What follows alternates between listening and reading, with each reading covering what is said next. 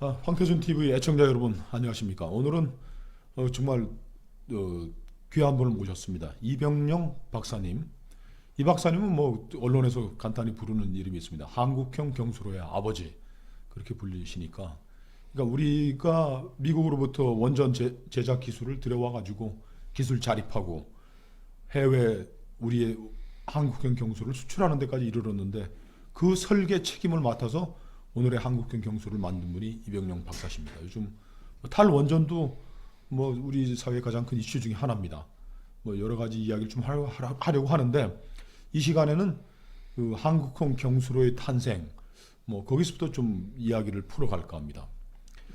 이병영 박사님은 그 함남 신포, 이 북한의 함남 신포에 그 1000메가와트짜리 두 기의 그 경수를 짓는 작업도 뭐 지휘하셨는데 그거 만약에 북한을 국가라고 생각한다면 그게 첫 한국형 경수로 수출이라고 봐야 되겠죠? 그렇습니다. 네. 수출이라면 수출입니다. 근데 그 경수로 그 당시에 우리 이 박사님이 앞장서 가지고 1995년부터 진행됐던 캐도 한반도 에너지 개발 기구와 북한과의 경수로 협상에서 미국하고 일본, 러시아가 러시아형 경수로를 함남 신포에 지어주려는 거를 그렇죠. 우리 이 박사님이 무슨 소리냐? 우리는 한국형 경수로가 있는데 왜 우리 땅에 헌법상에 우리 땅에 짓는데 러시아가 웬 말이냐 해서 그걸 저지시킨 또 큰 공이 있으시죠? 예, 뭐 그렇습니다. 그것 때문에 좀 핍박을 많이 받으셨죠? 예, 뭐 미국의 정책에 반대하는 거였기 때문에 이런저런 문제가 있었죠. 네. 그러면 그 지금 함남 신포에는 짓는 거 1000메가짜리 두 개의 경수로는 지금 어디까지 진전이 되다가 그만두게 된 건가요? 공정으로 봐서 한 30%쯤 진척이 됐습니다. 돼 있다가 이제 중단하고 지금 이제 덮어놨죠. 그때 우리 한미일 3국이 이제 계략적으로 이제 그 비용 추산할 때 1000메가와트짜리 두 기를 한 60억 달러에 짓는다고 그랬는데 그럼 한 기당 30억 달러인데 그 정도면 가격은 어떤 건가요? 싸게 굉장히 싼 거죠. 예, 굉장히 싼 거죠. UAE에 우리가 1,400으로서 좀 큰 거긴 하지만 1400메가와트 4기 4기를 186억 불에 수출을 했거든요. 네.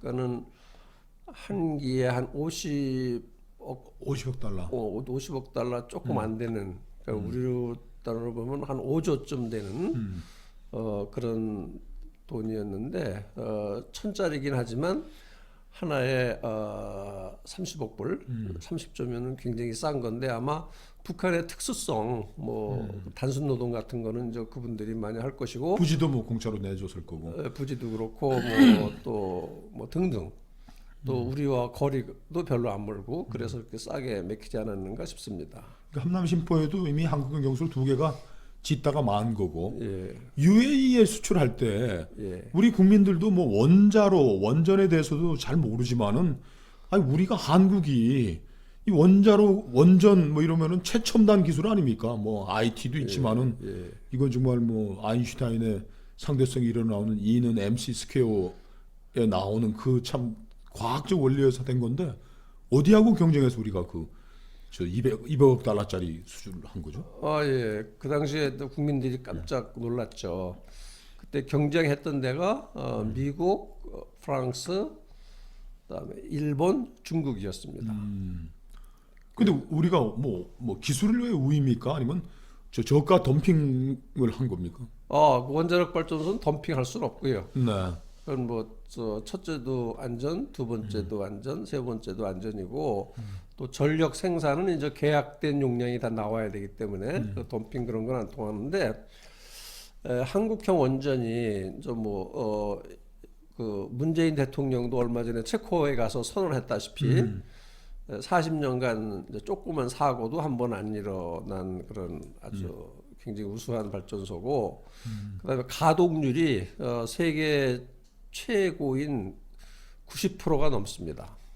예, 다른 나라들 거는 뭐 70%, 80%대인데 우리 것만 90%가 넘고. 그러니까 용량의 한 한 90%까지를 나오도록 발전한다. 그럼 유지 발전- 관리한다는 거죠. 발전해낸다는 거죠. 발전량이 그렇죠. 예, 그렇습니다. 발전량이 원래 뭐 1000메가와트 이렇게 돼 있으면 그거에 90%를 발전한다는 얘기죠. 근데 그게 다른 나라들은 한 70에서 80%뿐이 안 되는데 한국형 원전만 그렇게 높다는 얘기고, 그다음에 값이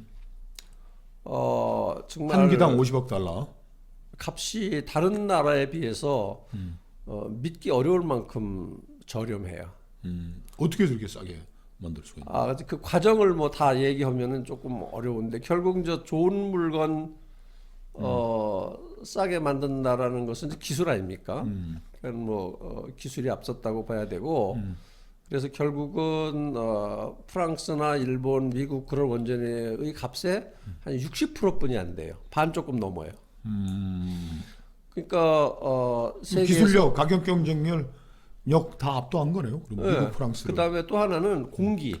그 이제 공사를 시작해서 끝날 때까지 기간이 다른 나라의 한 80% 정도뿐이 안 들어가요.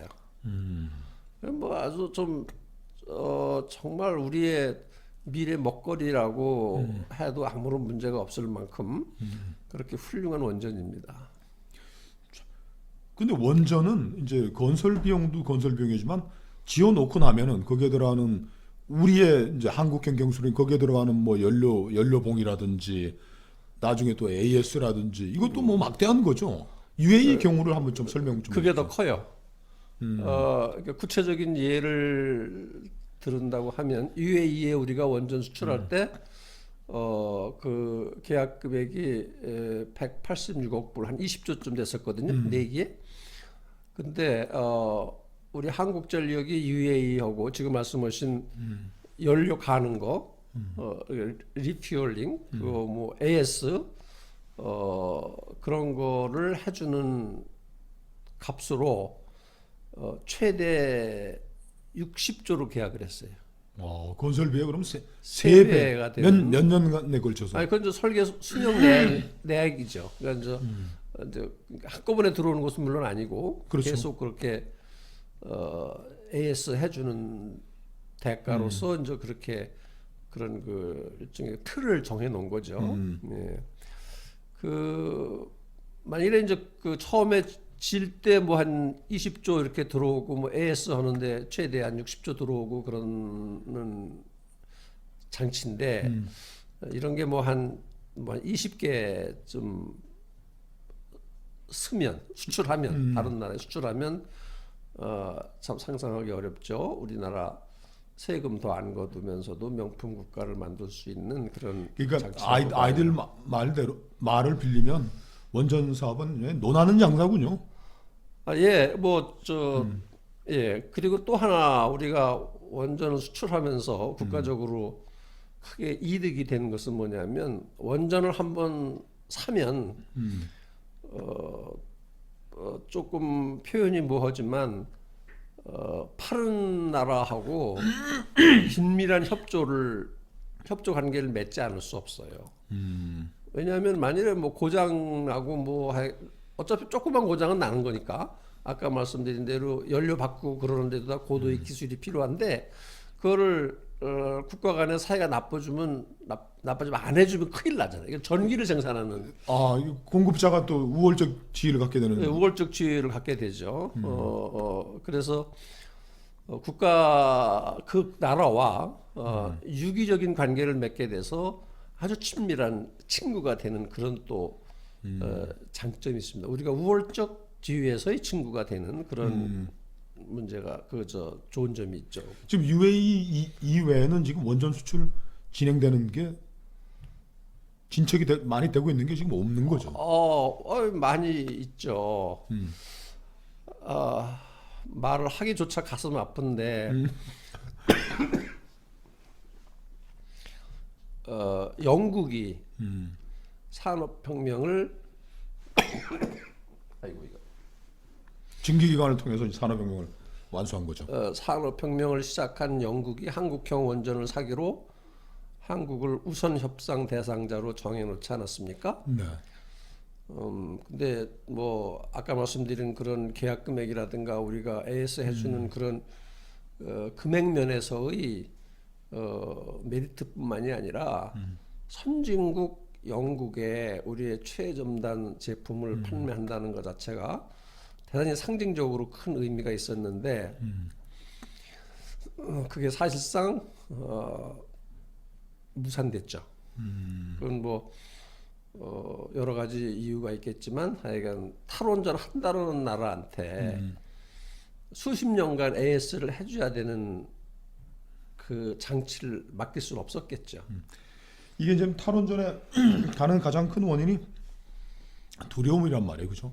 근데 원자력 잠수함, 원자력 추진 핵 항공모함 이런 것들은 그 잠수함 안에 잠수함은 작죠, 지금 항공모함이 좀 작고 항공모함에도 이제 원자로가 들어가서 그 원자로로 전기를 생산해서 저 핵 잠수함은 떠오르지 않고 그냥 계속 뭐 6개월도 있고 잠수함들은 연료 공급도 없이 미국이 5대양 6대주를 누비는 그런 원천이 되는데 이게 스마트 이제 원자로란 말이에요, 그죠?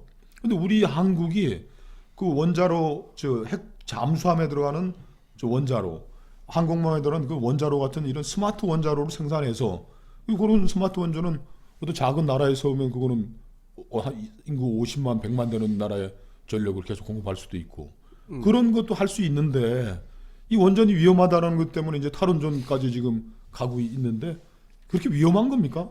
위험하다면 그 사람들은 핵 잠수함, 핵 추진 항공모함 못 할 거란 말이에요, 미국 사람들. 예, 뭐 근데 원자력 발전소가 불안전하다라는 것은